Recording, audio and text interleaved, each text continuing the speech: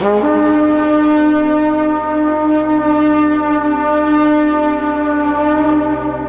is this? Welcome, Vikings fans. This is the FullSkol Podcast. Let's go!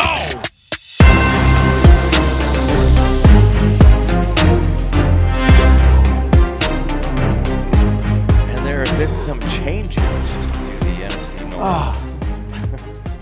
Welcome to the, what is this, our second edition of the 2025 season Correct. of the FullSkol Podcast. Correct. That is correct. Jim Camaro. This is Dale Luganville, your host for the next. This one I could foresee being a little lengthy with some of the things that we need to discuss, and we have to go through the schedule, and we have to make our predictions and all of that kind of good stuff. So, but we going through the whole? Yeah, we got to do the whole works. we whole got to do season, the whole don't we? thing. Oh, yeah, man. This one might be a little longer, so buckle up, boys and girls. Got to put my old man glasses back on. I better pull the season up here on the old Phonerino. I got the book already with our scores. I don't know. We can discuss that when we get to that part of it. But yeah, and we were supposed to have. I've been talking to some a Bears podcast. I think we alluded to it last time. I wanted to do and we still will. Maybe it'll materialize mid-season because just reaching out to people. But I'm actually at this point. It'd been cool to get other like small creator podcasts on, just kind of cross-pollinate. But at this point, because I really want to do this segment, I just think it'd be fun. Might just have to just reach out to people we know that are fans of those teams and see if they're interested in coming on.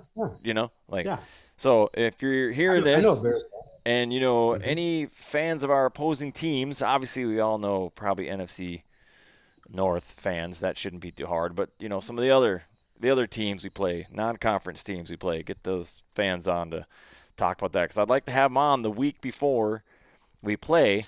You know, it'll just be a quick segment, just to pop in at the end and just want to get do our predictions and their predictions, and I just think it would be interesting to get their perspective. Yeah, you know, their fears, their hopes, their dreams. You know, just I think it'd be really cool just to, you know, it's easy for us to sit here in our echo chamber. You know, like I think we a lot of times share a lot of the same fears across. It doesn't matter what team you're from. You know what I mean? Like. Although I think the trauma is different, though. Well, the trauma is different. I think we all have trauma, but definitely different.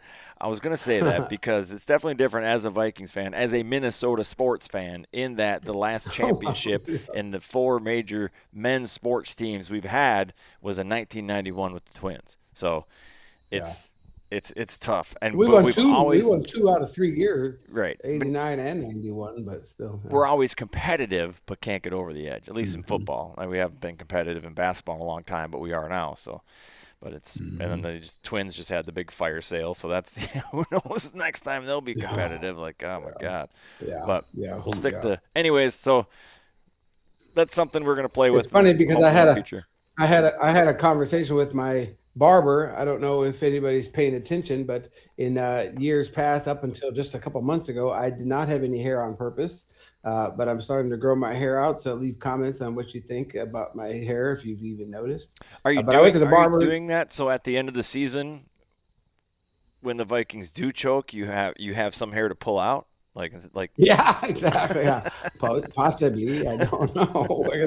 I guess we'll find out 5 months from now, or something in December or in February. But it was funny because the barber is a huge sports fan and a Detroit Lions fan, of course, living here in Michigan, and we were talking about that. The Vikings being so good but never being good enough, and he echoed that. He's like, yeah, you guys are always like right there, like battling. You make the playoffs, you're decent. You might win a game here and there, and you had a couple of chances over the years, but you just can't get over the hump. He said so. He said, but he echoed it too. At least you've been there. And I'm like, well, yeah, we've been there 4 times and lost 4 times in the 70s and lost, but it's better than Detroit. Detroit hadn't been there ever. So, anyways, but what I said that to say this is different. I've never, in all my years of Viking fandom, I've never been this excited and this bullish on the coaching staff, the ownership, Everything. It's coming. Our time is coming. We will have. Yes, absolutely. I firmly believe in our lifetime, which is what the motto of a much larger Minnesota Vikings podcast. One before I die. It's going to happen. It's going to happen. We will feel the elation, which is kind of crazy to me because this week, after the news of a certain number 19 coming home, I had just a smile from ear to ear for a very long time, for multiple days.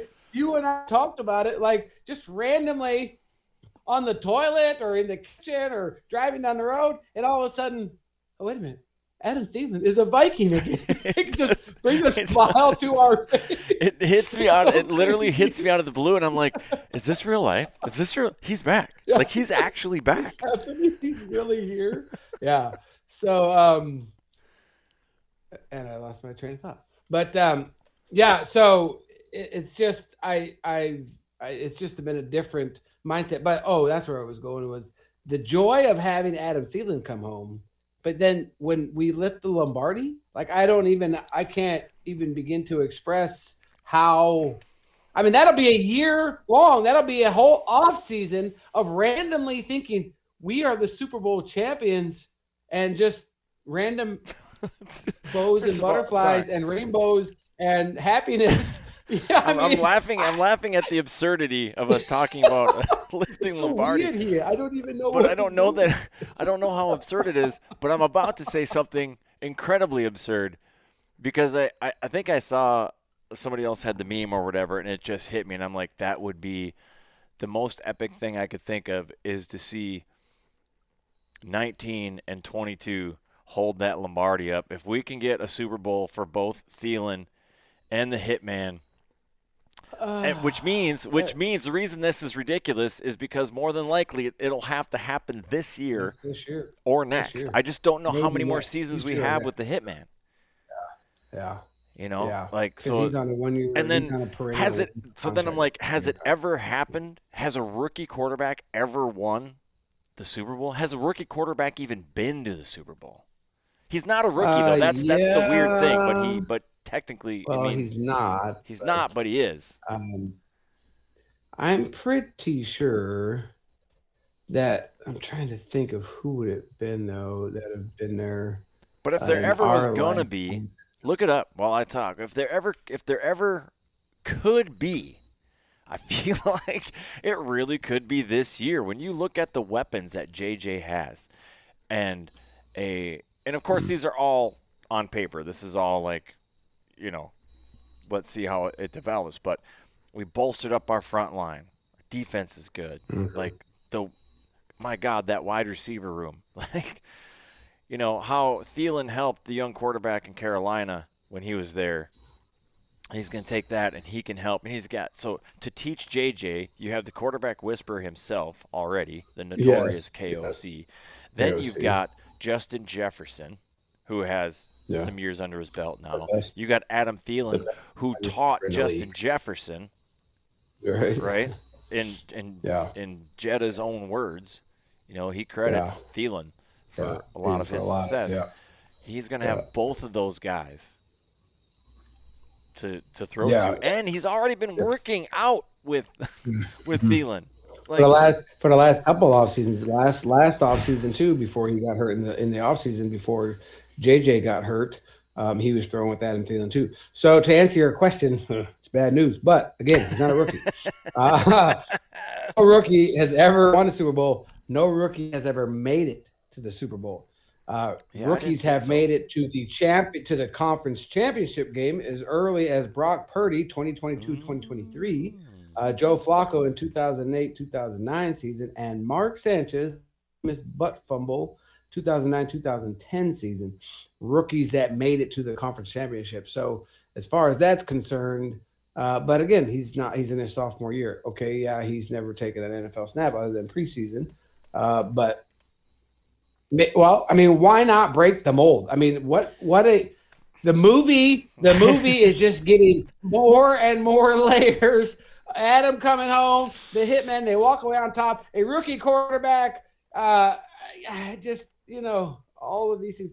MVP Justin Jefferson, MVP J.J. McCarthy wins us $1,600, MVP. I mean, all of these things.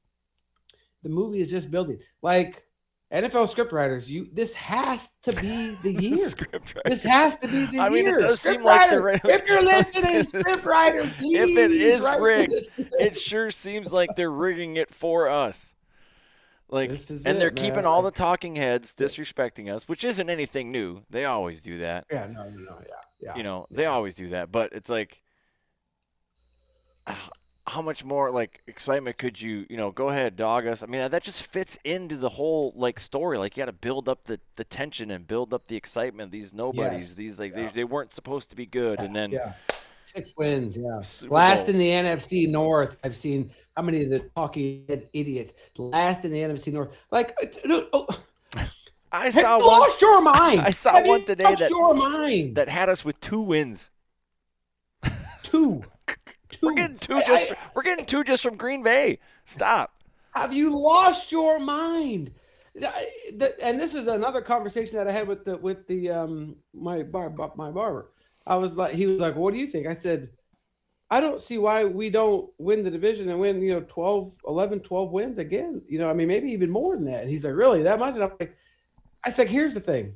I said, KOC, he won a Super Bowl with Matthew Stafford before he left LA. He comes here, and every single quarterback that he has had has been like the best year of their life or the best consecutive years of their life. Kirk Cousins, it's the best he's ever played. Where's he at now? He's on the bench. He's on the bench in Atlanta. 1 year in Atlanta, he doesn't even make the full season. Now he's on the bench at $140 million man or whatever it is. I mean, you brought in when he got hurt, and you brought in Josh Dobbs and all these other crazy – Josh Dobbs, great success. Okay, yeah, it was short-lived, but still, it's KOC. But didn't he have 5 different quarterbacks that year? Or 4 or something crazy with the injuries? We had the 2 backups, Mannion, and I don't think Rippon was here yet, but Dobbs and who was our original backup to anyway. It was a carousel, and 1 week was this, and the next week was that. It was just ridiculous. We still had a winning. But last year, Sam Darnold, everybody last year was the exact same talking points as this year. We just don't know. Prove it, Sam Darnold. You're journeyman. You've never done anything. Everywhere you've been mediocre. And we go out and win 14 games. Like, and then they're all calling it a fluke. They're all calling it a fluke, which is like. And it's not sustainable. What are you talking about? It's not sustainable. I get calling it a fluke if you're just looking at Sam Darnold, and you don't look at anything else. Yes. But it doesn't become a fluke when you focus on KOC. This is what he does. You're on the wrong spot. Yes, absolutely. This is what he does. So why are you questioning it? And like we talked earlier, and I know we've mentioned it on this podcast before, but I'll say it again. It's like he can do this with old quarterbacks. He can do this with no-name quarterbacks like Dobbs. He can do this with washed-up quarterbacks. He can do it with damaged quarterbacks. What do you think he's going to be able to accomplish with a fresh piece of clay that he gets to mold into how he doesn't have to unlearn? There's nothing to unlearn, right? There's just a sponge ready to just soak up his knowledge. First rookie to ever be a team captain, from what I understand. First rookie to ever be a team captain. He was voted team captain this week. 22 years old. That's coming from the team. That is not the coaching staff. That's the team. That's his teammates. That means he's grown men the huddle. Been in the league. Yeah, exactly. Like and KOC talked at his press conference after the first preseason game that he played, and he was talking to the veterans. The veterans were like, "Oh yeah, no, he was great in the huddle, very commanding, very assertive. Boom, this is what we're doing and stuff like that." And he didn't look amazing. A couple throws were here, a little bit there. He threw some loose. We're not saying that he's going to be perfect. I mean, obviously, he's still, like you said, for all intents and purposes, he's still. And is he going to make some bad throws? Sure, he is. Is he going to make some mistakes? Of course, he is. So do the GOATs. I mean, Aaron Rodgers throws a ton of interceptions. Tom Brady threw interceptions. They still make bad decisions. So it's not going to be. You bring up a good point, though. Like that the GOATs do make mistakes. Like, let's look at Brett Favre, right? For a while there, he had the most touchdowns in NFL history. But he also holds and still holds the record for most interceptions. And all the people that love him, the Chris Collingworths of the world, they're just like, oh, he's a gunslinger, and they say it as like a good thing, you know.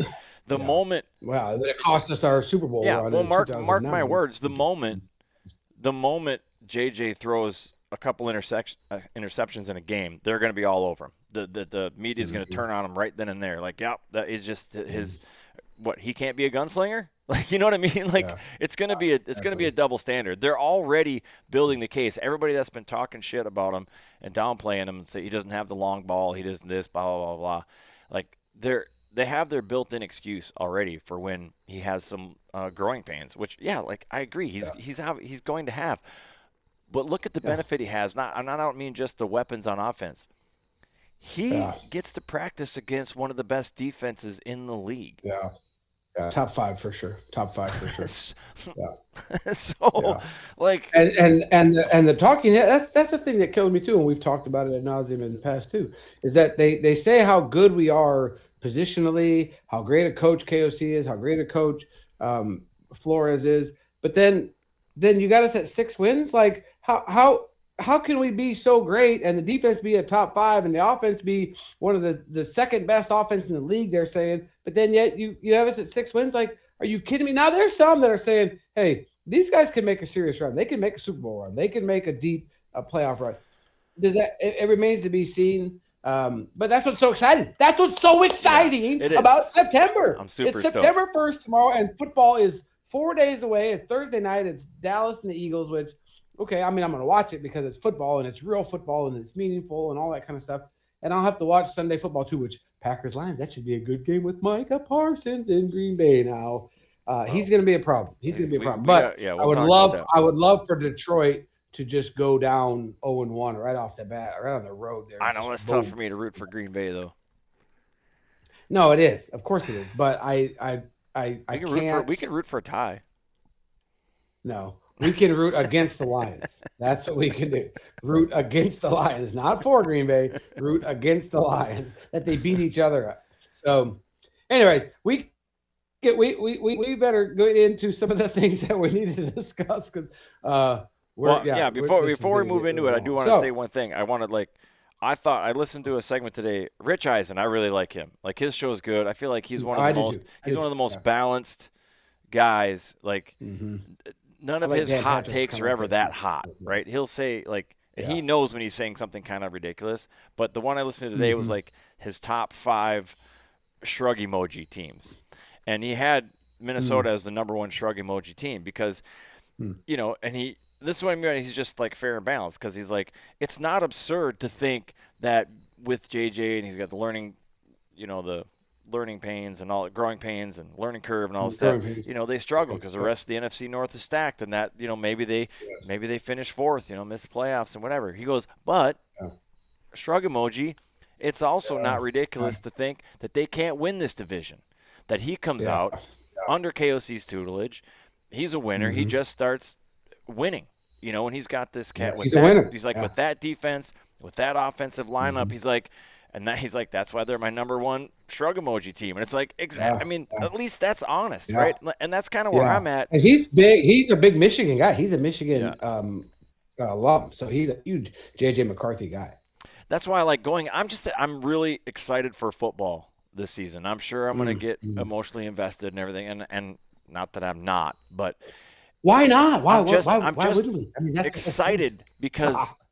And I keep getting more excited. I mean, the feeling was just over the top. I was already excited because I couldn't wait to see what JJ does. Like, let's see this kid develop. Like, let's go. Yeah, this could be something. I'm happy. I'm happy that the Hitman's playing again. Like, like all these things. We bolstered our front line. I'm like, this is gonna be fun. Let's see how that plays out. I'm excited to see the Flores defense again, and then. The thing we've been talking about flippantly, like it was ridiculous to even utter the words in mixed company. That Adam Thielen, Mr. Minnesota himself, comes back home where he belongs. And And I saw reports that he went to the GM, but I don't know if those are accurate. His press conference was that he did not know that it was going to happen. So I don't know about that, but this is a fact. He took a $2 million pay cut to come home. Let's see, where is it at? Right That's here. crazy, dude. Adam Thielen contract was originally a three-year, $25 million deal with the Panthers signed in 2023. So 23, 24, 25. So his last year and his $25 million contract. However, this trade back to Minnesota in August or last week, his contract was revised to a pay cut, reducing his 2025 salary by $2 million and removing a $4 million in incentives. So that way the Vikings could get them under the cap because he wanted to come home that bad. $6 million. This man gave up potentially $6 million, $2 million guaranteed, $4 million in incentives that he gave up to come home to play for his team. Like, dude, I mean, Harrison Smith restructuring his contract every single year, taking, veteran base contracts basically and pushing it down the road, taking little tiny contracts with signing bonuses that the Wolves can pay, those kind of stuff, so that way he can be a team friendly, contract and stuff like that, because he's not going anywhere. He's been here his entire career. He's going to retire a Viking, and now Adam Thielen is going to retire a Viking. He is not going anywhere. That dude is never going to leave again, and it might be a year, it might be 2 years. I don't know. I just hope it's long enough that we win it for him. Yeah, we talked about this. Like, he might, just in that if he just straight up gets cut, who knows what happens, whatever. I just don't see him doing that again, I don't either, but and then, it's business. Like, yes, he turned down $2 million, but when it comes down to making some money and not making money in the league at all, like, he would go play for another team to ride out the end of his career for sure. Maybe. But maybe. But that's only if, like, straight up got cut or something, if he has a choice, I firmly believe that he's going to stay here. He's going to do the. But he might retire too. Like, if he got. He might.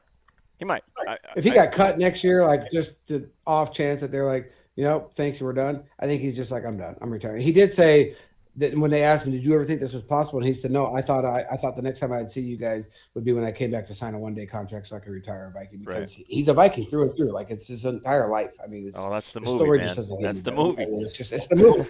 And there's going to be a movie either way. I mean, but we have to win it. NFL scriptwriters, you have to see this. You have to see this. The state of Minnesota why can't we get a Hard Knocks Minnesota? Why can't we get somebody to follow the Vikings? Like, stupid you Detroit, could easily the Bills, the freaking Miami, the Raiders. They got all these in-game HBO following them, all these things. Where's the Vikings at? Come on. Well, they've been giving us love. They had Kirk Cousins and quarterback, and they had receiver and the receiver and stuff like that. But they're giving us some love, but the entire team. The Adam Thielen could be a mini-series. I mean, it could be like his whole career has been a movie. I mean, how he came up, like the struggle, like he paid. I don't even know how you put that into a 2-hour movie.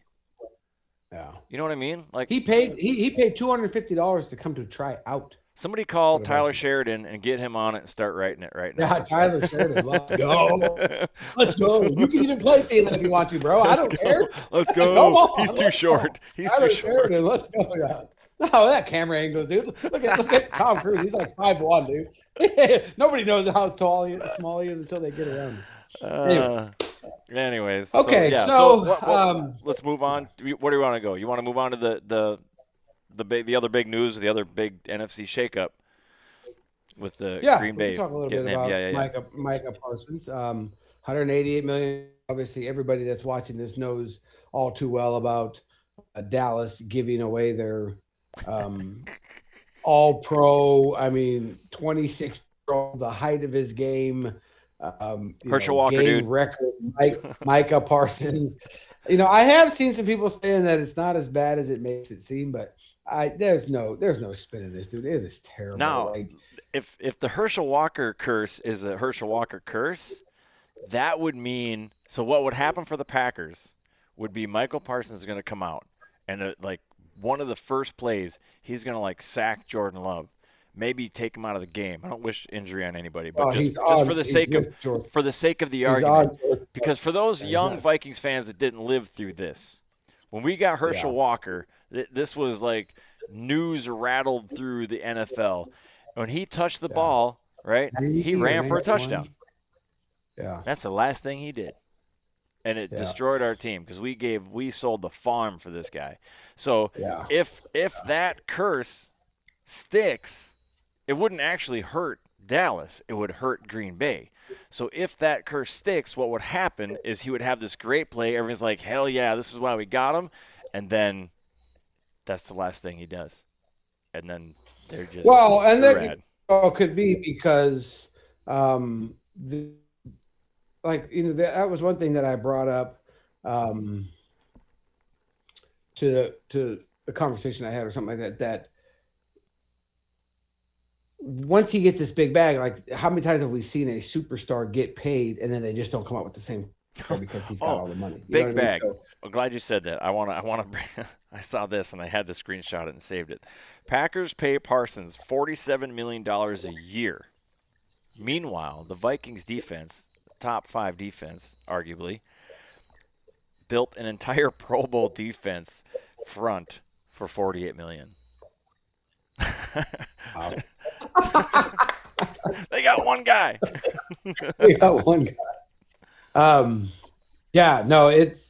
It's he is going to make a difference. I think that right off the bat, like Vegas, the odds for the Packers to win the NFC, like they have, I think they have the best odds or the second best odds, maybe behind Detroit or something like that. But everybody's way down, and the Packers shot way up because I mean he's saying I should have waited. I should have waited. What are my odds? I should have waited to put my Super Bowl bet. Yeah, you're right. We should. I wonder if we can cash that out for even money and then rebet it and rebet it. Yeah, I didn't even pull that up. I should have done that. Dang it. See, I don't know. I wanted to do it when there was too many question marks, because now we have Thielen. I feel that would affect it. It might be the strategy. Did we do it on the Vikings? Yeah, to win the Super Bowl. Yeah, just to win the Super Bowl. Which, for the record, I did it last year as a joke, basically, and then we started winning. Okay. I was like, holy shit. Yeah. So right now we would lose $10. Cash out's $90. So what are the futures though? Yeah, what are the odds to win the Super Bowl? The current. Yeah, that's I'm gonna try to find out here real quick. Talk amongst yourself. I gotta figure out what I bought in for and what it is now. I bet it's not that drastic of a difference. A couple $100 maybe or something. I don't know. It can't be that bad. But it's something I'm gonna do. It's something I'm gonna do from here on out until we win one. So. Actually, they're better. They're better now. It's only 2,800. Yeah, see, when we said it was 3,000. Yeah. When we said it was at 3,000. Last year it was 8,500.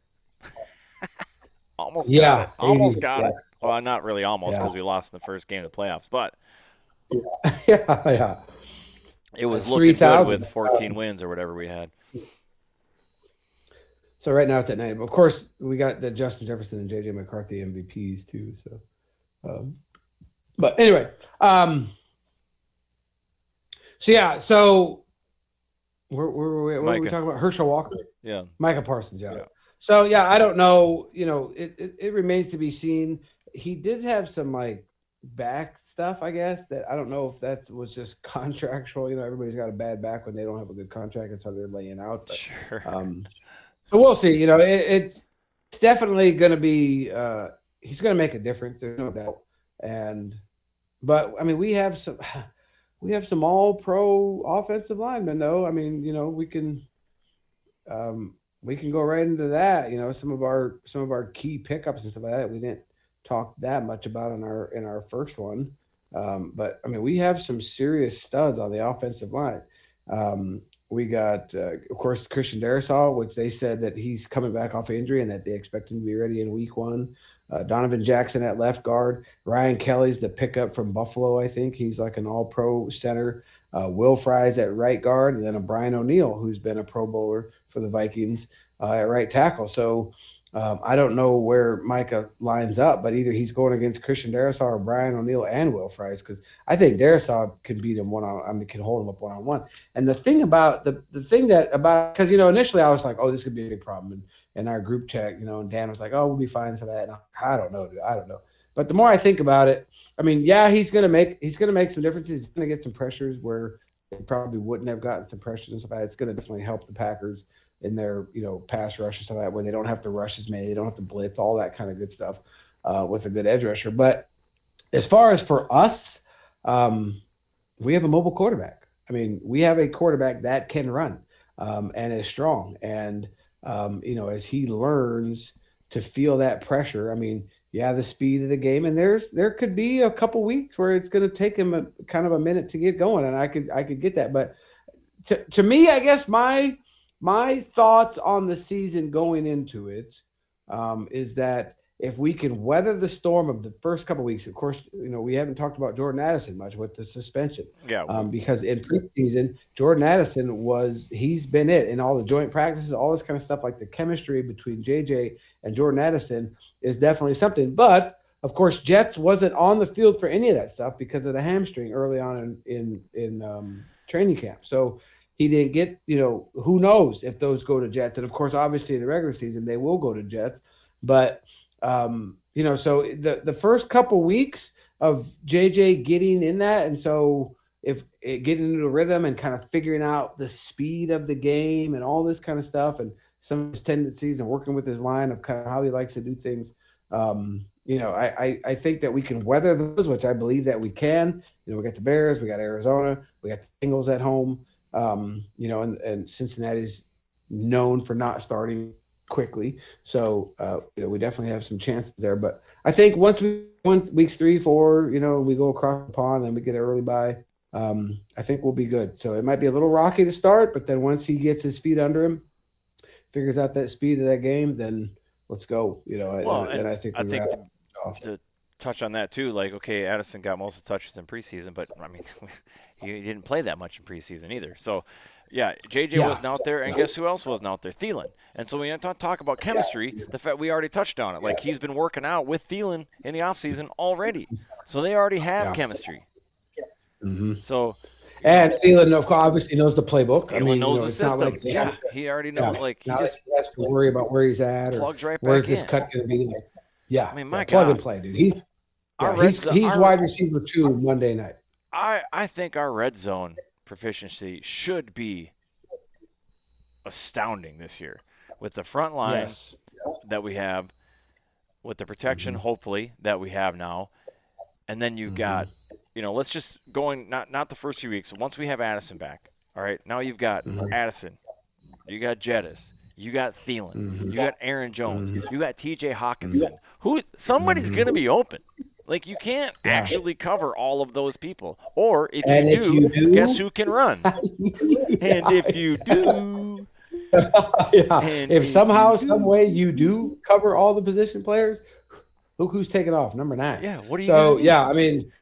And not to take anything away from Speedy, right? Naylor, he's nursing a hand injury or whatever, but, eventually he comes back. That's just another weapon. You mix and match it, and like, geez. Well, Louise. I did look him up today, and they said that he had a procedure on his left hand, but apparently they're expecting him to be there for week 1. That's the initial reports. I should have looked up I don't know that it's Is it his primary catching hand?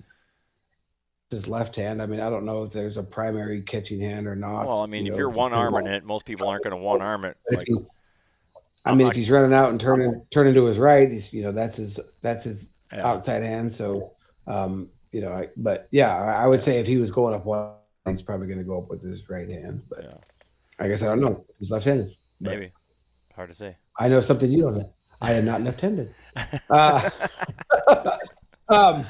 Jalen Naylor, they said that the latest update as of today, the latest update is that the Minnesota Vikings are optimistic about wide receiver Jalen Naylor being available for week 1 against the Chicago Bears. That would be nice. As sources told ESPN on August 31st, 2025. So as of today, so he did have something on his left hand, a procedure done, but the other one that we need to talk about. That could be anything. That could be something as as simple as, scoping a joint or something and just taking off a burr, or, I mean, that could. What's a procedure? Yeah. So, I mean, I don't know. Therapeutic massage could be construed as a procedure. You know what I mean? Like, it could be everything from putting a steel plate to there, just a little, non-invasive something or other. Like big deal. Who knows? Maybe he cut his hand around the house or something like that. He had, I don't know. But whatever it can't reason, be that they major if they're hopeful that he's going to start. So it's not like they split him wide open and he's got stitches and all that stuff. Yeah. Darisaw, they said, is a go for week 1 for the most part. One that I haven't really heard a lot about, and I don't know that you've been aware of this or not, but Harrison Smith has not been at practice. I did hear that since August 11th. And what they said is that he's recovering from a personal health matter. No idea. But that they expect him to make a full recovery and was not placed on the IR. So I'm not super worried about that. I did hear that, and I'm not super worried about it just because he is a veteran. He's got, I don't know that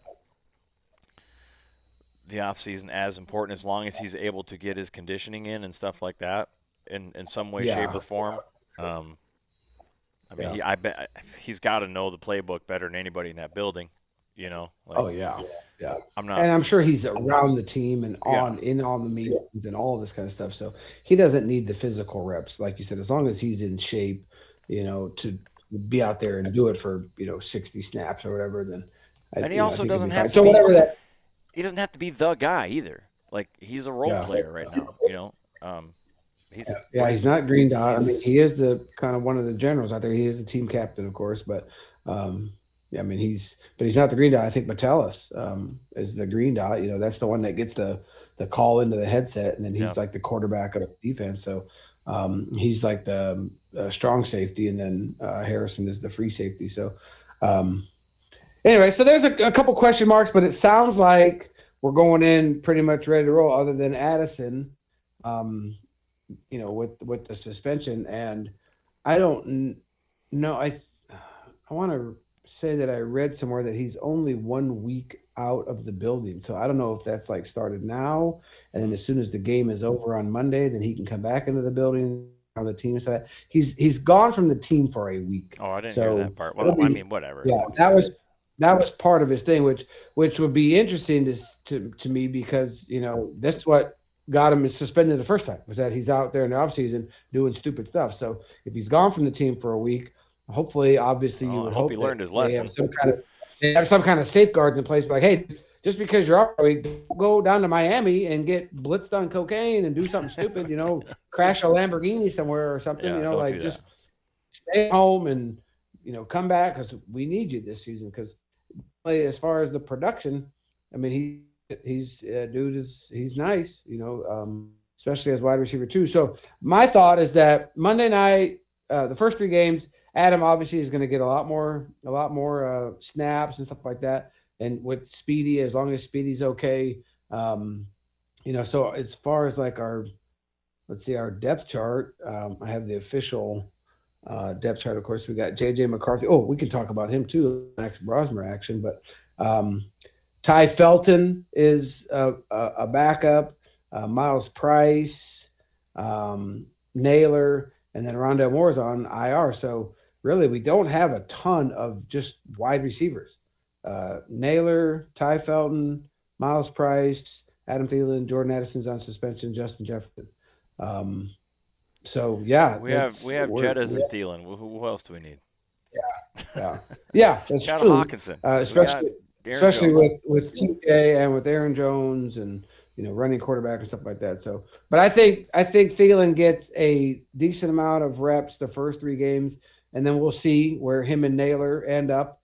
The thing that you talked about it earlier today is that, at the end of the time, Thielen's time with us, I mean, I was even saying it, just like you see, he doesn't have the separation. He doesn't have the speed. Of course, bringing him back is just nostalgia, and he still has the hands, but I can see him being the Chris Carter late in his days. Is what did they always say? All he does is catch touchdowns. All he does is catch So touchdowns. you bring him in the red zone. He's an extra weapon in the red zone. He's got great hands. He can still go up and get the ball. Well, he's not the guy anymore, so he doesn't have to. Yeah, he's going to get the.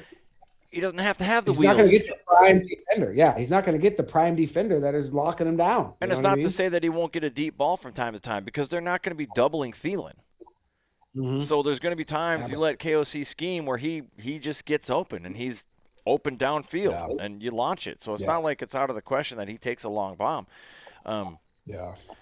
He said in one of his interviews, he's like, my legs are fine. Of course, they all say that, whatever.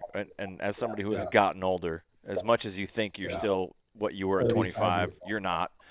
But your hands are your hands. And what he did say that I agree with, he's like, I've learned more. I have some tricks up my sleeve. Like, he does have experience. So there are some things that you can counteract speed. Like, if he goes up against less experienced defenders, he knows how to juke them out of their shoes. He knows how to create a little contact, get them off balance. Create confusion. Get in there, a pull on the jersey, a little veteran move. Exactly. Later in my basketball career, when somebody beats me, I just grab their shirt as they're going by me and pull them back a little bit. Like there's some tricks up, tricks of the trade. Going off of, hopefully he's been spending some time with Chris Carter that you mentioned him because Chris Carter was the GOAT when it came to pushing off and not getting called. He did it all the time, dude. All the time. You just can't extend. You just can't that far out. And now that it's such an even more, and that was before it was an offensive league, so now it's really offensive league. Any contact always goes against the defense. So I think it'll be fine, but it'll be interesting to see when Addison gets back because then is Speedy going to get more of it? Is Thielen going to get more of it? It'll be good to see how he does. But, of course, 35. Yeah, you're 35 years old, but you're coming home. You're energized to be home. You know that you're not going to be the man. You're not going to get a ton of snaps, so you should stay pretty fresh. And I can see KOC pitching that like, look, dude, we need you for the whole season. We're going to keep you on a little shorter pitch count. Get you down there in the red zone so that save your legs. So that way, late in the season, the playoff run, you're ready to go. You're 35 years old, and I don't think that there's going to be any miscommunication with Adam that this is what we want you for. This is what we envision. And he's like, yeah, I just want to come home. I think he and hopefully his wife, because she created kind of a stir when he left. I hope they learned a lesson in that, like, kind of know your role, know your place. Like, you know what I mean? So I think, mostly for his wife, like, you just sit in the stands and look pretty. You don't get an opinion on this. Look at the talent. He doesn't need all the touches. But what I think it'd be great if nobody other than like JJ is the standout because that means he's throwing the ball around, and that's a problem for defenses. You don't know who to focus on, right? You can't when you clearly define you're my 1, you're my 2, you're my 3, you can do your schemes. Well, if you have basically 3 number 2s, what are you going to do? What are you going to do? And Addison, I would say, is almost like a 1B because when Jettis went down, Addison was the one, and he showed up with the double teams and figured out a way to get open and still made some great catches. So Addison gets back after week 3, and he's got 3 weeks less on his legs and his body, and he could come out there in a firestorm, And then, like I said, and then of course last year, you called it too. Was that Sabretooth, T.J. Hawkinson was just not himself, and then after the season that he was still. A little bit about the injury and some nagging stuff and that, and he's 100% healthy this year. So he said something about that in an interview about him being 100% healthy this year and that he's going to be a problem, And so, it's very exciting. That opens him up so much. Having the wide receiver room that we have right now, especially when healthy, that opens up the tight end play so much. And he's such a big target too. It's just like, and then you got Aaron Jones out of the backfield or Jordan Mason, which those two are going to be a great combination. What I love about our squad right now is we have so many team players. Like Aaron Jones loves to be here. T.J. Hawkinson loves to be here. Ginkle loves to be here. Thielen obviously loves to be here. Like. That's a metric you can't measure that, the desire to actually play for this team, and I do feel like there's this. I feel like the players across the board have kind of are really starting to understand the plight of the fans. Like, we need to. This city needs a win so bad, and we want to be the ones to give it to them. You know, like I don't know that I've ever really experienced this to this point, where the players are like, you know, obviously every year they say, oh, we want to win a Super Bowl, so and mostly that's like for them, you know, honestly, right? Yeah. That's the crowning achievement of their career, and that's what they want, obviously. But it seems like you're hearing people be like, the city needs this, the state needs this, like, and they're not wrong. Like, I don't know how much more almost, but not enough we can take. Like, it's crazy. Yeah. Well, and it comes from the top. It comes from the Wolves, and it comes from KOC, because KOC preaches that all the time too. Like, we bring a championship to the city, and he talks about constantly, you know, our fans. And every press conference before a home game, he's like, we're going to need that. You know, we need that Skol chant. We need you guys there. We have the best fans in the league. And I'm starting to believe that he believes that, you know, because I mean, he's been around. He said he gets chills on the night practices during training camp because, you know, you get 8,000 or 10,000 fans sitting outside at a practice facility, you know, going crazy because he realizes. I think we can taste it. I think we all can collectively taste it. You know, before the first snap of the regular season this year, I really feel like it's like there's something happening here. We have an ownership that wants it. We've got a coach that we fully believe in. And you know what? I'm going to go ahead and give him his flowers. Kwesi has been cooking, dude. We talked about this. Like, he gets a knock for he's not good at drafting. But then we haven't had a ton of draft picks. Outside of one or two top ones, it's a bunch of low-level ones, and everybody knows the draft is a coin flip anyways. But when you look at his recent acquisitions and when everybody's like, what is he doing? What are we doing trading these guys away just for picks? And then suddenly 19 marches through the door. That's what he's doing, dude. Let him cook. You know, and we didn't even lose any picks. No, I mean, we went down a round. But at this point, I have no reason to question him. Like, honestly, I don't. Like, look at all the stuff. Look at everything we've just talked about this episode already. Our great receiver room, our upgraded front line, our defense, all the pluses that we've been talking about. You got to give credit where credit is due. Who is responsible for those? It's Kwesi. Yeah. Well, I mean, just look at the starting offense. You have, of course, JJ was a draft pick, but Aaron Jones, free agent. Jordan Mason, a free agent. Adam Thielen now coming back, obviously, as a free agent. TJ Hawkinson, free agent. Donovan Jackson was drafted. Ryan Kelly, free agent. Will Fries, free agent. That's two on the line. And then count Thielen, of course, because he is. 1, 2, 3, 4 basically starters, not counting Jordan Mason as a starter. Free agency, just on the offense, that's like the core of our offense, other than Justin Jefferson, which, of course, they did not draft. That was, you know, Zimmer and Spielman and stuff. But J.J. McCarthy. So, and then you even look on the defensive side. You got Jonathan Allen, free agent. Jalen Redmond, I think, was a free agent. Grenard, a free agent. Van Ginkel, free agent. He's crushing the free agency. Now, I will say, I feel like we should bring up the fact that there was like kind of a rumor that he's kind of like the notorious KOC is like the shadow GM too, which I still kind of believe.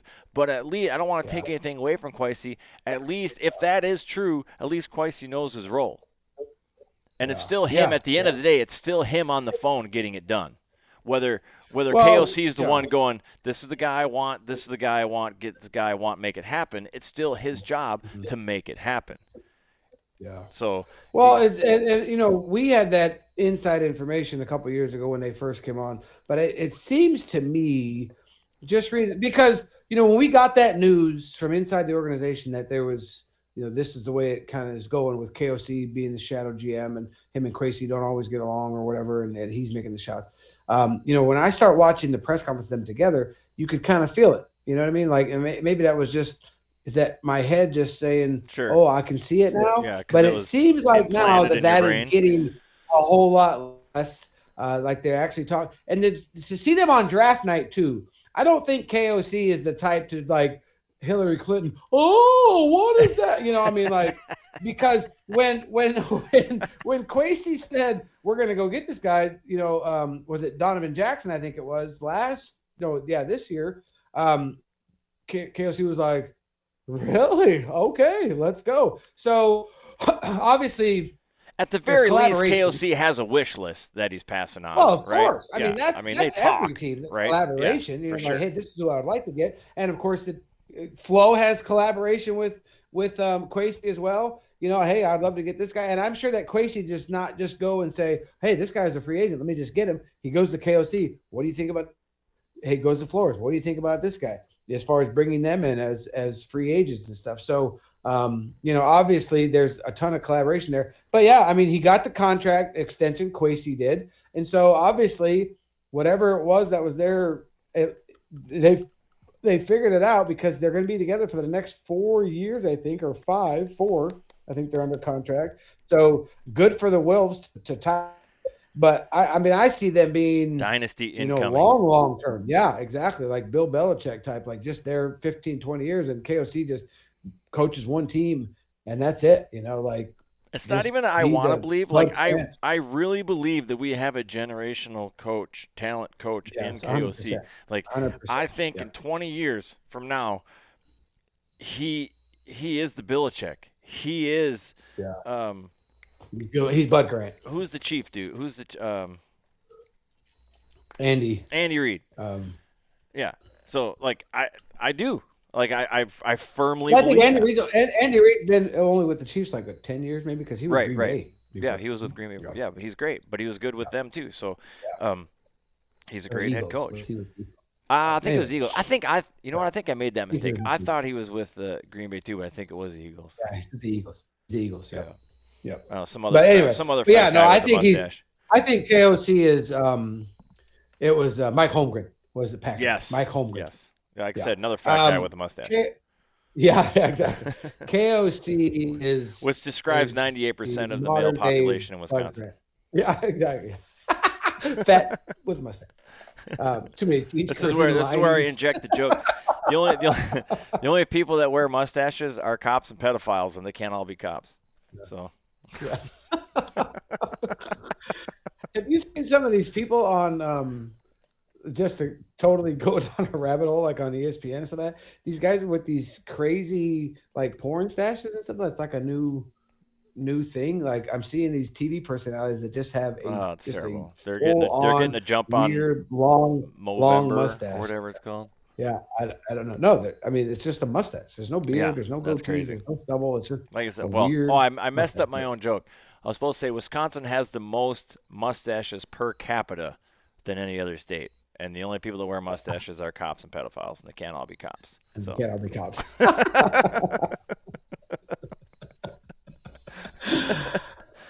So I might have to put that on a T-shirt. There you go. Put that on a T-shirt. Yeah, that'd be a little bit wordy, but maybe I guess. Yeah, it is a little wordy. A little wordy for a T-shirt. I guess you could go front and back, but. So the punchline would be on the back. Yeah. On the back for sure. Yeah, they can't all be cops, and they can't all be cops. Yeah. The Bears coming up. Obviously, they have Ben Johnson in the offseason, the offensive coordinator from Detroit that was, very well sought after and all this kind of stuff. And he's just supposedly a great offensive mind and all these kinds of things. They have a couple of decent wide receivers. They actually drafted a wide receiver, I believe. I think he was a first round, this Luther Burden, high potential first round wide receiver. You got Roma Doomsday, who was a rookie last year. He's really good. He's big. He's athletic. DJ Moore, who's a veteran, had over 1,000 yards in his career and led the Bears in receiving last year. They got a pretty decent tight end, Colson Loveland and Cole Kmet. They're all stars or all pro kind of tight ends and stuff like that. So, top 15, I would say. And they did bring in they brought in DeAndre Swift, who is a running back, a couple other running backs, and they bolstered their offensive line a little bit. But from what I'm understanding, from what I'm hearing and seeing, is that a lot of their offensive line are more like veteran types. And I don't think that from what I'm hearing from my sources, you know who you are, is that they don't play a lot of games. Like, like I don't think any of the offensive line that they brought in has played a full season. They might play like 6 or 7 games and they get hurt. So, or they have nagging injuries and they're in and out. So definitely some things to think about, with Ben Johnson, at the offensive call. I think that it's going to be just personally, Caleb Williams has some talent there and he played well last year, and they lost a lot of 1-score games. They did that Hail Mary thing against Washington when, they just broke down with the old coaching staff and the players stupid and acting all this kind of stuff. I don't think Ben Johnson's going to let some of that happen, but at the same time, though, I think with the players, they have to buy in, and I just don't think that in one offseason the players can buy in to Ben Johnson. You know what I mean? It takes a while to build a cult. I think Caleb Williams is a locker room problem. Well, yeah, I mean, I think he's drama for sure. The painting his nails and that whole thing, yeah. I don't think you can just brush that off. Like he's talented, he's good. No. And maybe he outgrows that. Maybe he's like maybe it's time to put the boy toys away and 20, man up here and win, So who knows? He can. Those are things he definitely can grow out of when you're faced with reality. You start putting things in the right place as far as priority levels go. But I don't know. It'll be interesting to see about situational, because you and I've talked about that before too. Is that and we talked about it earlier on this podcast about our quarterbacks and how KOC gets the best out of them. So if this Ben Johnson is some type of a quarterback savant as well, or some kind of offensive, great offensive mind, all this kind of stuff, then maybe getting Caleb in that system might, he might really show up. I don't know. I think there's a lot of question marks there as well. I mean, and some people have the Bears, going to the playoffs and all this kind of stuff. And I'm thinking, like, you have so much unproven. If you're going to go, I don't know about JJ McCarthy, that's the only thing that is different about the Vikings. Everything else has been established, and the culture is there. And they say, it's not sustainable. But the coaching staff and the main stars on offense, it's all sustainable. They've been there for years. And the question mark, I think, I mean, it's legit in one sense, but it's like, I don't think the question mark needs as big and in bold and italic and underlined as people are making it when you've got this question mark holding over the quarterback who is a national champion. Like, we're not talking about a mid quarterback here. And the knock on him was that all he had to do was pass the ball and all blah blah blah blah. Like, what run the ball, you have a dominant run game. Are you asking him to not do that? Like, that's Jim Harbaugh. It's the same thing you're going to see. What are you doing? What are you talking about? With the Chargers, you're going to see a dominant run game and a good offensive line. That's Jim Harbaugh. So, I think the league's going. I think the league is shifting to a run heavy again. I think you're right. I think you're going back to that as well. And I think we got 2 studs in the backfield too, Aaron Jones and Jordan Mason. And with an upgraded front line, you're going to have better holes, better blocking. Yeah, exactly. Running behind Christian Darrisaw and Jackson and that center Ryan Kelly, who's really good. Will Fries. I just hope they can hold up. I mean, they got a little age to them, Ryan Kelly and Will Fries and stuff. But I mean, Darrisaw is all stud. Donovan Jackson's an impressive rookie. Brian O'Neill's a stud. So. And I think that I think we're good.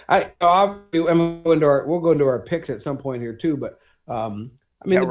We're already at an hour, so there's some question marks with the Bears, of course. But I don't think it's just going to be a walk in the park. You just want to dismiss them like, it's the Bears. We're gonna dominate it. And again, if there's some Monday night, but see, I don't see the thing that gets me with JJ McCarthy is that the lights aren't too bright. Kirk Cousins could never win on the big stage, national. That was always the knock. And what did KOC do? He got him to where he was winning on the national stage, winning under the lights. Now, could we win a playoff game? No. Sam Darnold, the lights weren't that bright until it came to the end of the season. It was all for everything, the number 1 seed and all. Which, by the way, the Lions won and they still got bounced. We all played the exact same amount of games. All 3 of us that made the playoffs, the Packers, the Vikings, and the Bears, and all of our great records and everything that we all played the same amount of games and we all got bounced in one game in the playoffs. Okay, yeah, the Lions went to week 2 because they didn't play in the first round, or they would have got bounced in too. So, but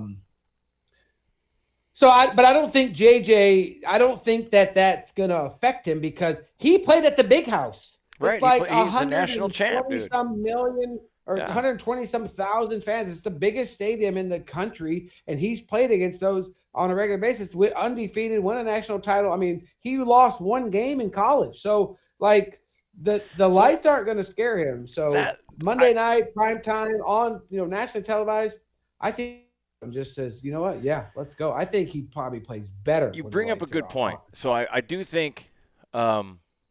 The one thing I'm concerned about with McCarthy is that because he's a winner, because he's not used to losing, what happens when we hit a streak? If we hit a streak. I'm a little concerned about that, how he bounces back. But I'm not really concerned about it because he has KOC in his ear. Like, yes, that's exactly where I was going. Like, no, he's going to be fine. He'll coach him up. It's like that's when it's time to be a coach, right? It's like it's easy to be a coach. It's easy to be a coach when you're winning, right? It's yeah. And then the other question mark I have with our team, honestly, is our kicker, is Riker, because everybody knows how much of a brain game it is with Will the Thrill, and he was great right up until he got hurt, and then he was no longer automatic after that, So hopefully that got rectified in the offseason. He can get back to being steady Eddie, and we can count on him again. I know he's like career like 80 or something like that, but that's like tied for 31st. Like he's not. Yeah. So he started off really hot, and then he got hurt, and then it just went downhill from there.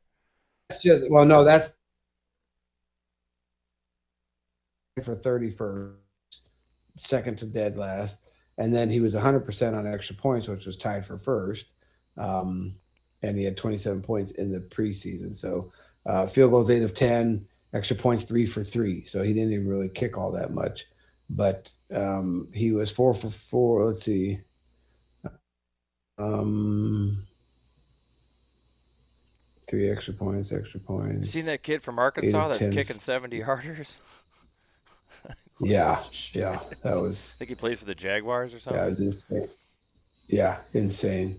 Crazy. But anyway, there's definitely, but hopefully it's not enough to like come back and really be a huge issue. I'm like, somebody's shooting? There's fireworks going on outside. It is Labor Day weekend. I was like, is there gunfire? It's Labor Day, not 4th of July. What are they doing? In this little town? Yeah. I don't know. There's something going on, some kind of I don't know, but anyway, okay. I think we got covered. We should probably go in. Unless you got anything else, we should probably go into the schedule here. I don't think that there's too much else that I think we pretty well covered it. We touched on Thielen. We touched on Harrison Smith. I mean, big game on Monday night. Let's go through the schedule because this is probably going to take us a few minutes anyway. So, Bears win. I got my notebook right here. Do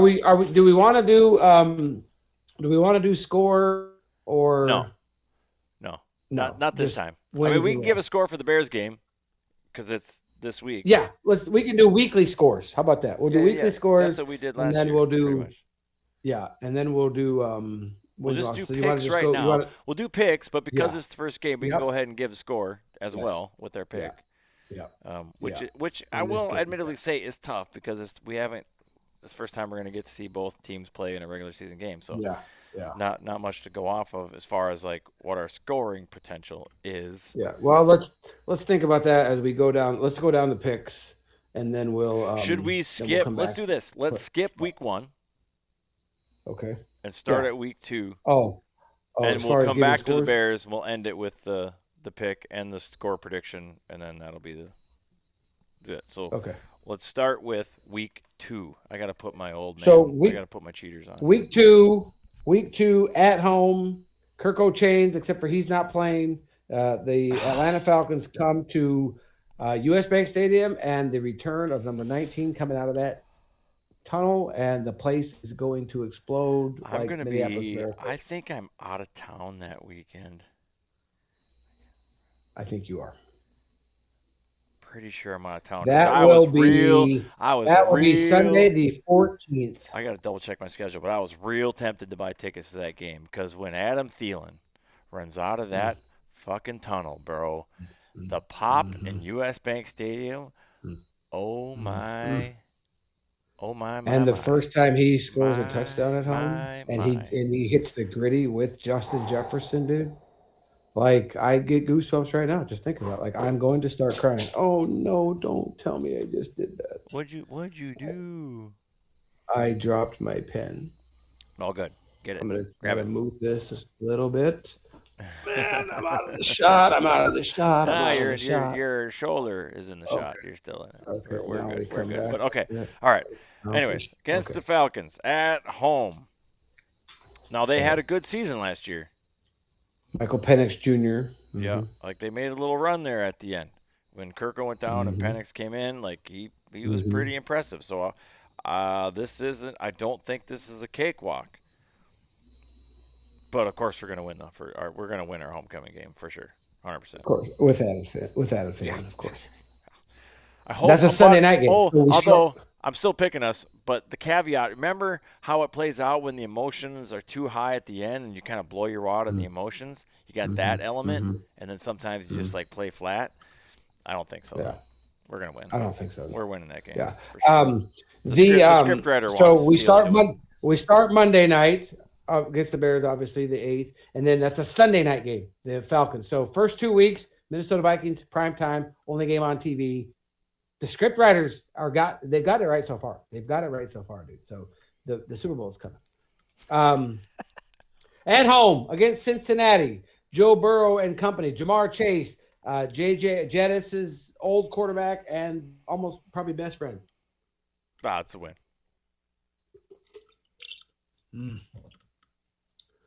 That's the one. Are you worried about that one? Cincinnati is notorious for starting off slowly and then fighting at the end of the season only third to get week. that. But they played a lot of preseason to try to counteract that. Joe Burrow, Jamar Chase, in week 2 and 3, they played like multiple series because they were trying to mix it up because they've started off slowly. So I'm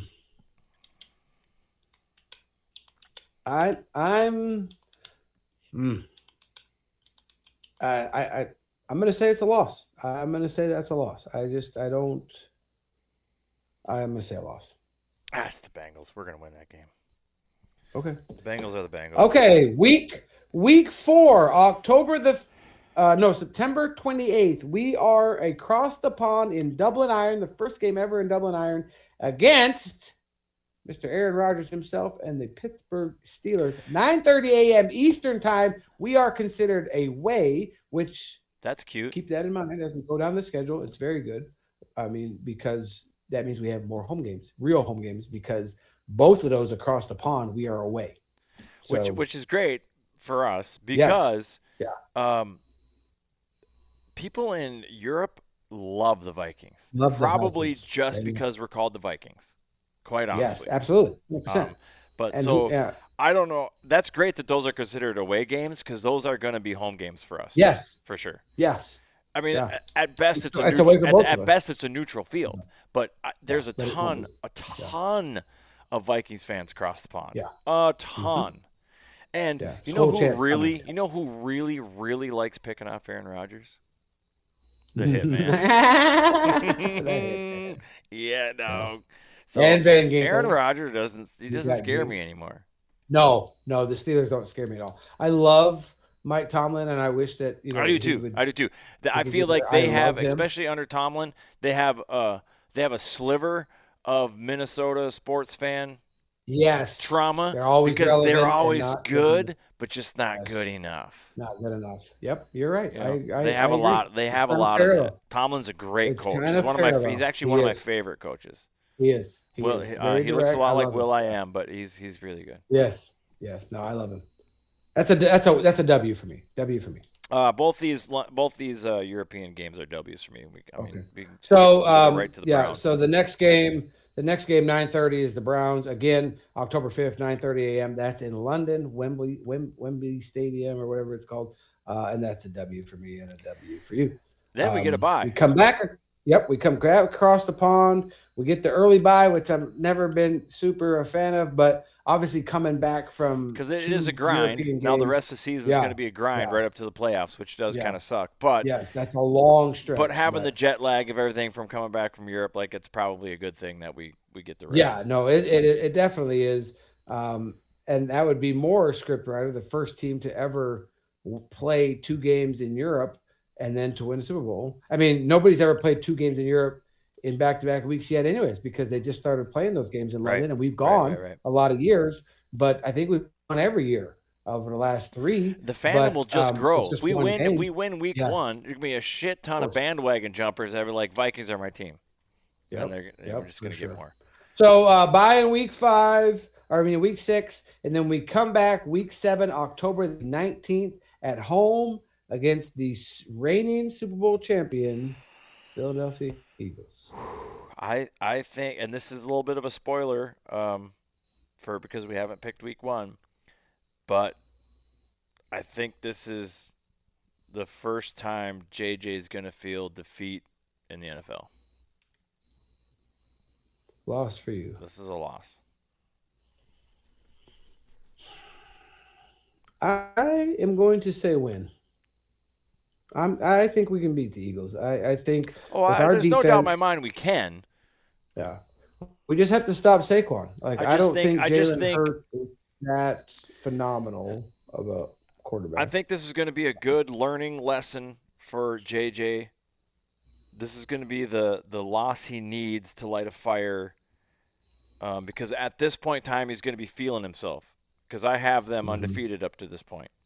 And this is going to kind of be the reality check, the gut check of like, listen, there's going to be times, and this is going to be KOC, this is going to be the dad talk where he's going to be like, listen, there's times you got to gut check. There's times you got to dig deeper. You know, you're riding high, you're a winner, you're probably feeding into the hype at this point. You're like, yeah, dude, we're going to roll. We're going to be the first team to go undefeated since the Dolphins, blah, blah, blah, blah, blah, blah, blah, blah, blah, right? Your Eagles running out of control at this point. And then you're going to face the Eagles. And I think you're going to get humbled a little bit, which is not necessarily a bad thing. No, you're right. You're exactly right. I just think coming off of the bye, getting the rest, coming home, getting some rest. Obviously, Addison will be back by then because Addison will be back for both London games, and then he'll be fresh. Then he gets the bye and he comes back. And I just feel like coming home, and the Eagles obviously have been playing 6 straight, or 7, 6 weeks straight. Because I guess unless their bye is the same as ours, which I doubt. So they could be maybe a little injury prone. Maybe somebody goes down. You never wish that on anybody, but you just never know. I just have the feeling that we beat them at home, and then we solidify they're like, okay, here's the Vikings at 5-1 to start the season, and here we go. So, okay, week 8, Thursday night, a short week in California against the Chargers.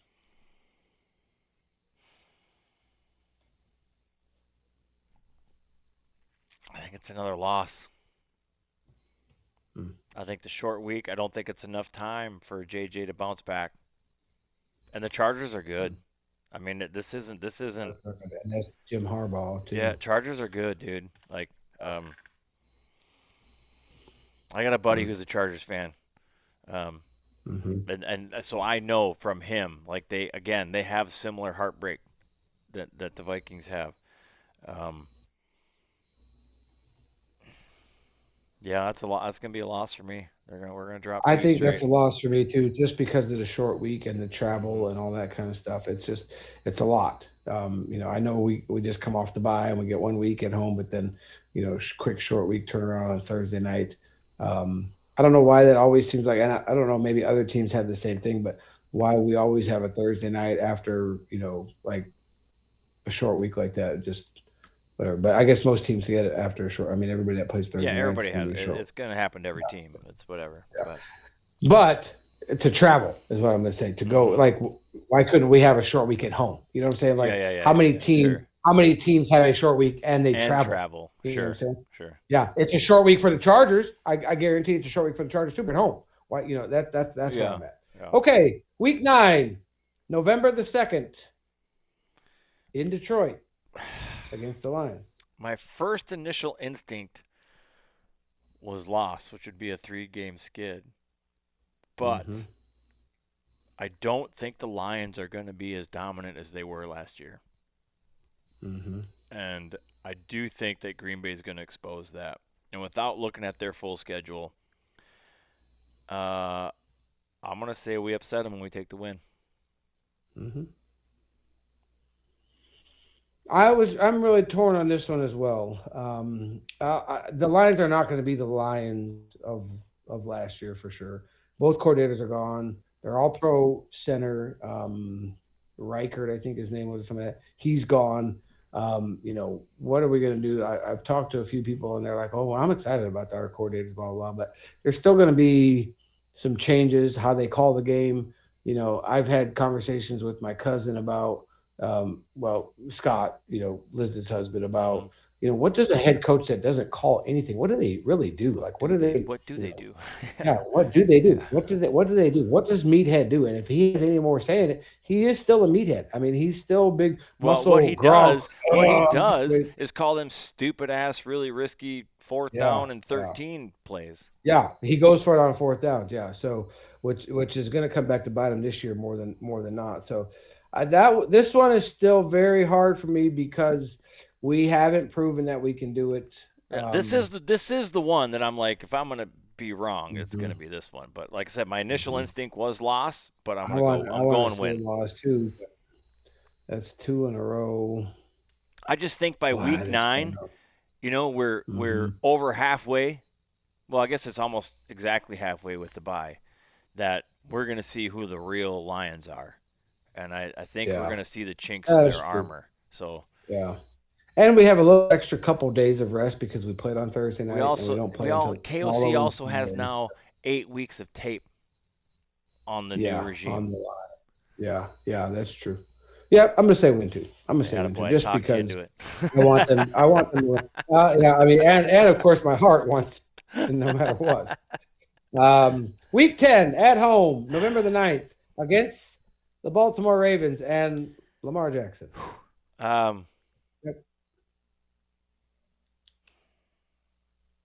I feel like we're going to get a loss in here somewhere that we should win. I'm trying to keep that in mind too, because every year there's always one freak like, how the heck? Why haven't we, how did we lose that game? Is this that game? If I kind of look through the schedule a little bit, man. I'll tell you mine. We do not lose this game. I have a W. Lamar Jackson is not going to be able to run on us. Our defense is going to be too good. Our defense is too good. I am actually going to put this as the one we should win, but we end up losing. So I'm going to pick a loss on this one. I don't know that this is one that we should win though, because the Ravens are always tough. They are. I think we win that game. Okay. We are coming to week 11, November the 16th, at home against the Bears. That's a win. That's a win. That's a win for me as well. Ben Johnson is way in over his head. By this time, Caleb Williams is spinning in circles, has no idea what's going on. November 23rd, the week of Thanksgiving, Sunday in Lambeau. The hallowed fields of the Green frozen Bay tundra. Packers and Micah Parsons. That's a dub. That's a dub for me too. November 30th, the America's game of the week, 4:05 in Seattle against Slinging Sam Darnold. Here's the thing with this game. KOC is going to earn the notorious title because the same man that was able to coach Darnold up into a 14-win quarterback knows him intimately and knows how to get to him and if it hasn't already been displayed by this point, by week 13 in the NFL, that Sam Darnold was only as good as Sam Darnold was under KOC's tutelage, it will be glaringly evident in this game when we absolutely dismantle the Seahawks. Yep. I don't know about dismantling, but we win. We win that game. We should have. This might be our biggest. This might be our biggest win of the season. Go put an asterisk down there and see if I'm right. This may be our biggest point differential. I'm going to have to make a leisure down here now. Asterisk means biggest win of the season. I have to do my math leisure. Okay. Moving along from the Seahawks. Week, what are we in? 14. At home, December the 7th, 1 o'clock game, Eastern. Vikings and the upstart Commanders. Rookie of the Year, Jaden Daniels. At this point, I'm already looking ahead a little bit, and I'm trying not to be ridiculous. Mm-hmm. We win. We beat the Commanders. I could see us losing this game, though. But I could see us losing this game too. In fact, I'm going to change my answer. I'm going to go loss on this one. Just so I'm not a delusional Vikings fan. Yeah. I kind of feel the same way. Like we're kind of riding the high. It's at home though. This is man. We just smashed Sam Darnold on the road. We come home, Jaden Daniels, but they're good. The Commanders are good, and there's a reason why they smashed the. This could be one of those that is kind of a more of a freakish loss too. Not necessarily freakish. This could be the freakish because Washington this could is be the good. One, like you said. I don't really want to say freakish, but this could be one of those we could have win, but there's too many errors to commit against a good team. Kind of a loss, Mm-hmm. Like one of those where just you can't win when you give the ball over 4 times. One of those fucking things, Yeah, I'm too. I feel like that's it.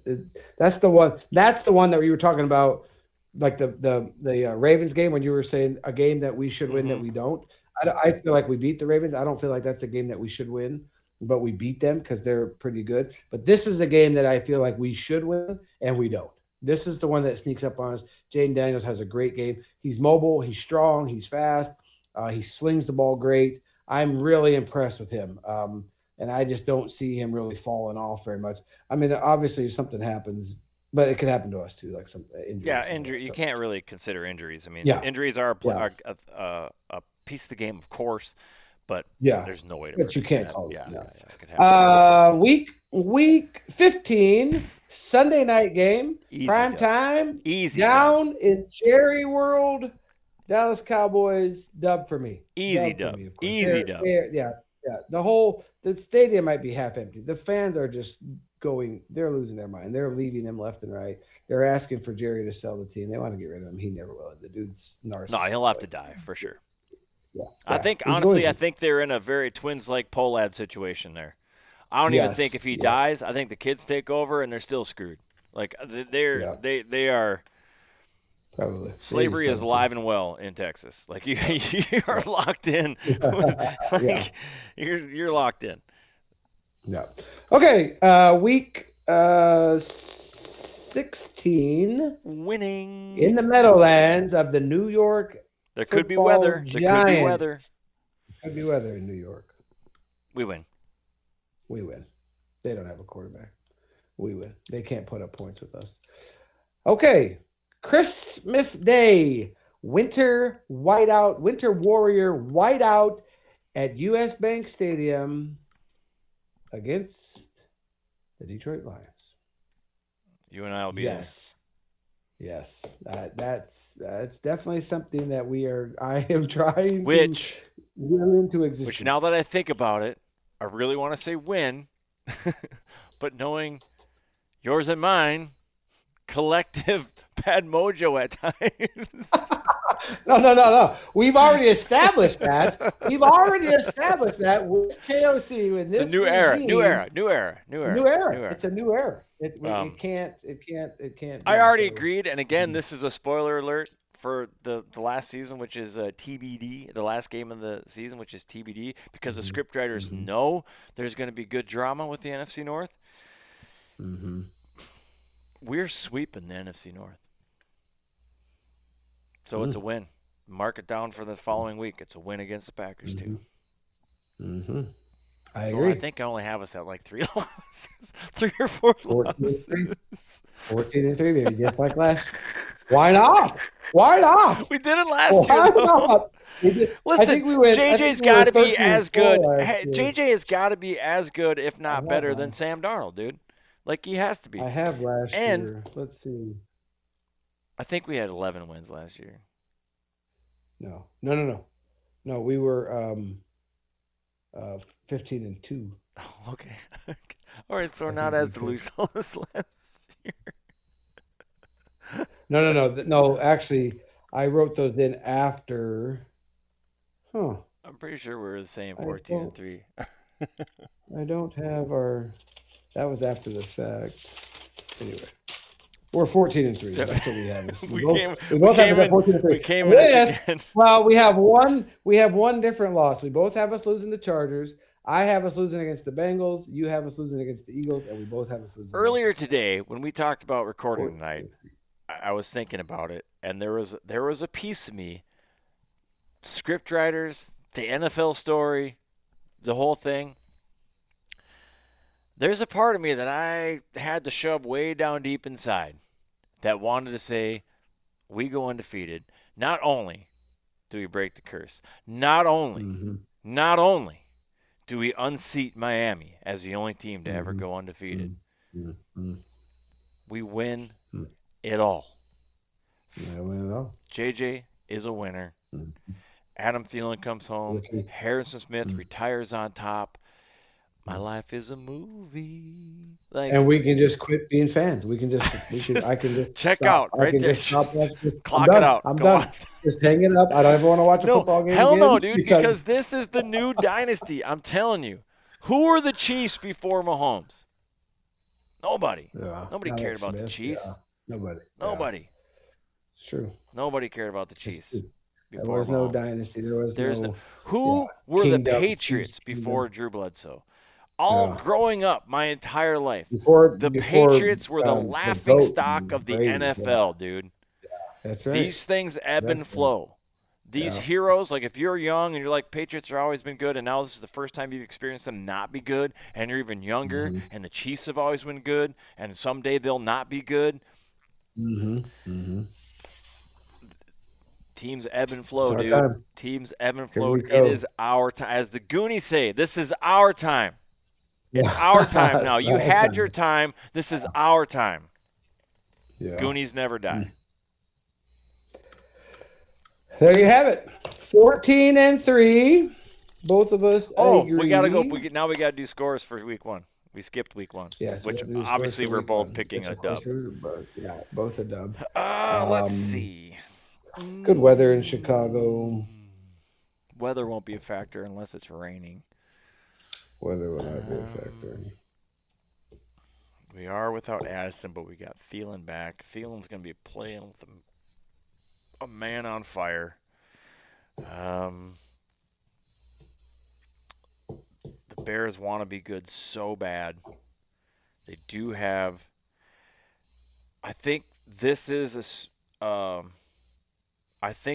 reality check for Bears fans that are riding a little too high, because after stealing the offense and defensive coordinators from Detroit, I think they're going to hit the ground running a little too hard, and they're going to get punched in the mouth with the reality check. So obviously I'm picking a Vikings victory. –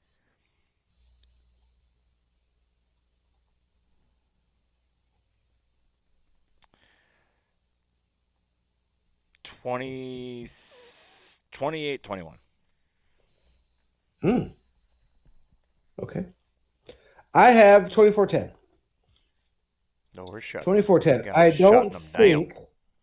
The defense. I have a feeling that this year, the defense is just. We're going to win games on our defense sometimes. And especially early. When like I said, I think JJ, there's going to be some learning there early on. No Addison, getting some comfortability with Thielen. There's going to be some errant throws. There's going to be some turnovers. I could see a turnover on against the Bears on Monday night, maybe an interception. But as long as they can stop the interception from like a pick six, then I think that we're going to be good. And maybe the defense scores a touchdown, but I just think like their defense. But our defense, I think, is going to be to the point where if we can keep them from getting a big play, which I think that we will, because I think we're going to get pressure with our front four and not have to blitz as much, then when we get in the red zone, we're stopping teams. Like we're not going to be the Ravens of whatever 2000 or something like that when they were just shutting down teams. They were scoring 9 points, 3 field goals and stuff like that, 12 points, stuff like that. But our defense is going to lock up in the red zone and in the 30 and in. And I just think that we keep teams out of the end zone other than some big plays. I think we're going to hit maybe some big plays. I agree because we talked earlier. We didn't mention this on this podcast, but our weakness is our cornerbacks. We don't have that's in our defense. That's our weakness, and that has been our weakness. And Brian Flores has been able to overcome that. Yeah. I also agree in that I think there are going to be some speed bumps and learning curves for McCarthy early on in the season, and that our defense is going to be good enough to survive those. Yes. So we might have some 3-point wins. We might have some close games, and that's going to be on the back of our defense for sure. They will allow us to survive those mishaps, those learning events, for those teachable moments for J.J. McCarthy. I feel by the end of the season he's going to have a pretty good feel for it, and we're going to be, as Dante Culpepper says, rolling. We're rolling. Yeah, absolutely. Yeah. The big thing for me, the question mark for me when it comes to the team and to J.J. McCarthy is that when the turnovers, because there will be, when the errant throws come, when the bad decision comes, when is it in the game? Is it in the first quarter? Is it, or is it late in the game? If it's late in the game and we can't recover because we needed a drive or we couldn't put the game away and then we turn it over on a short field or something like that, well, that's going to be hard to recover from when you give teams short fields and that kind of stuff. So it's really going to come down to when and where, time of this game, and where on the field are the mishaps, and then we go from there. But let's not forget that KOC, like what we already said, has coached up these relative nobodies, these coaches or whatever. He also coached the greatest comeback in NFL history. Yes, he did. You're exactly right. So getting down. And that was with Brian. That was with stupid Onatel. Right. That wasn't even Brian Flores. That was ridiculous. Yeah, that was insane. Yeah. So keep it's there, mind. But yeah, I think that I don't know that JJ, because I got 24-10, so I have 3 touchdowns and a field goal. And it might be, like a 10-0 start and then a 17 and then a 24. But I think we get 1 or maybe 2 on the ground. I think Aaron Jones and Jordan Mason, and it might be maybe not a ground, maybe an extension of the run play, maybe a bubble screen to T.J. Hawkinson or a bubble screen to Jordan Mason or something like that, or just like a short pass to Aaron Jones, but he runs it in, so it doesn't count as a rushing touchdown, but. Yeah, it is a passing touchdown, but when they talk about those as like an extension of the run game, is just a little dump off right here that's basically handing the ball off, but you hand the ball off 3 yards away with a little pass right there, and then so I think that might be where it's going to be. I would really like to see Aaron Jones have a good season. Not even as as a fan of him now. I like last year was a little tough for him. It'd be nice to see him kind of like have another bump up. Like definitely in his camp. Like I want to see him do really well. I've really come to like him. He's such a great guy in the field, and everybody loves him. Yeah.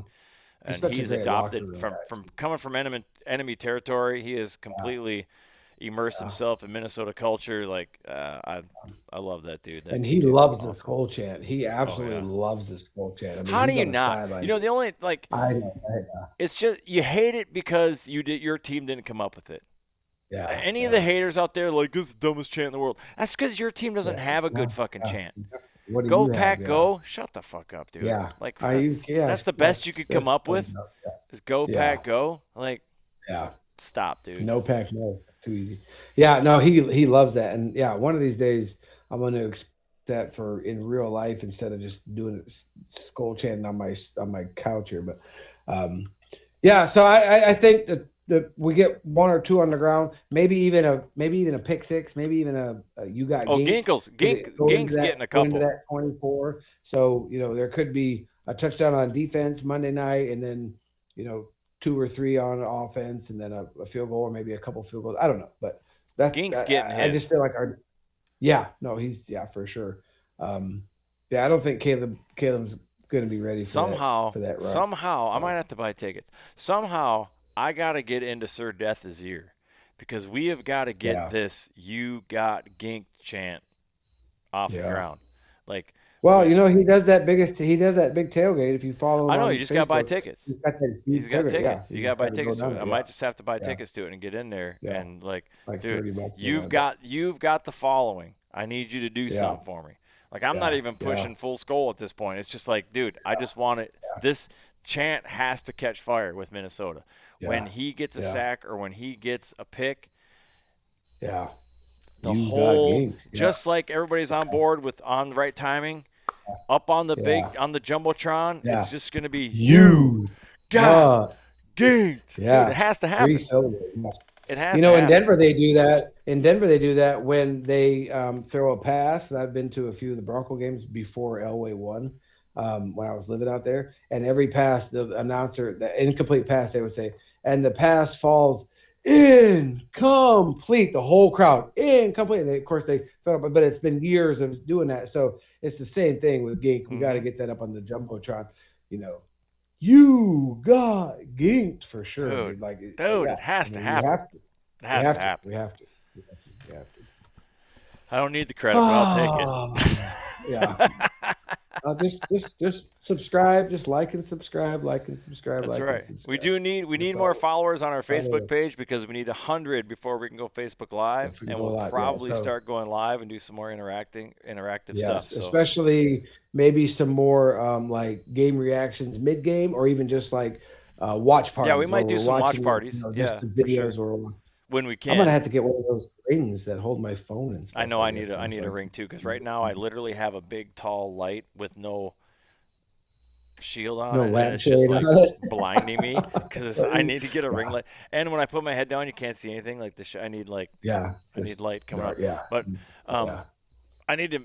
I don't have room for it where I'm at, but I might set up like a makeshift studio here with like a desk and then get an actual ring light. Might even invest in like a proper camera for all this shit. We'll see where it goes.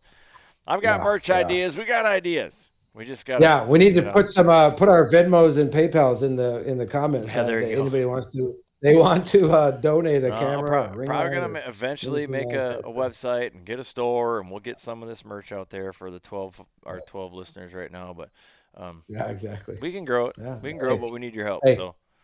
Whether we do it or we don't, we're gonna keep doing it. So. Oh, that's true too. Baby steps. So we need your help getting to 100 people on our Facebook page. So FullSkol. Share it. Tell all your friends. Share it with all your friends. It's just 100. It can't be that. It can't be that hard. You don't even have to watch it after that. Just subscribe. Just become. Go ahead and make a bunch of fake accounts and just like it and just get us to. Just like it and just get us to 100 so we can go live. So, and there'll be some more content. I'm gonna try to do better on the Facebook as far as content and some live stuff and some questions and try to get people involved. So, but here we are. We are at the precipice, my friend. We are. Tomorrow is Monday the 1st. Happy Labor Day to all of you and to all the veterans out there. If any of you are watching, thank you for your service. Thank your union members. That's where Labor Day comes from. Well, yeah, I guess you're right. Thank me, and thank you retired union members. But we're right there, man. This is just the best. It's the best time of the year. It's the best time of the year. Deer season's right around the corner. The fish are biting. Bro, the weather's changing. Football's in the air. A little bit off subject. There is a chance of snow here Wednesday night. What? What are you saying, dude? There is a chance of snow because they're calling for rain, but we're supposed to have a low of like 39. Oh wow! So it might there might actually be some wet snowflakes in the air. Really? Yeah. That'd be kind of cool. Yeah, I'll be in Colorado. Not for me. Slinging arrows at elk, I hope. So we'll see. Yeah, that's sweet. Good luck with that. Anyway, very good. Here we go. Let's go, baby.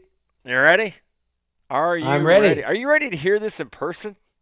Christmas? Yeah, I'm ready. Yeah. Yes, I'm ready. I need to get me a whiteout jersey. Oh, number wow. 19. When you feel that skull chant and you see that dragon blowing smoke out his nose and the snow falls inside of US Bank Stadium. What? And the snow inside? Yeah, it snows in there. And it snows in there. Oh. And then the hitman runs out of the tunnel, or Thielen runs out of the tunnel, or whoever. Dude, I'm telling you, best experience in football. It's one of the best places to watch football. And then we score a touchdown, and you hear. And then we beat the Lions. See you, bye. And I tell you guys I love you. I mean it from the bottom of my heart. And that will never change. I will ride with this group until they don't let us play more games.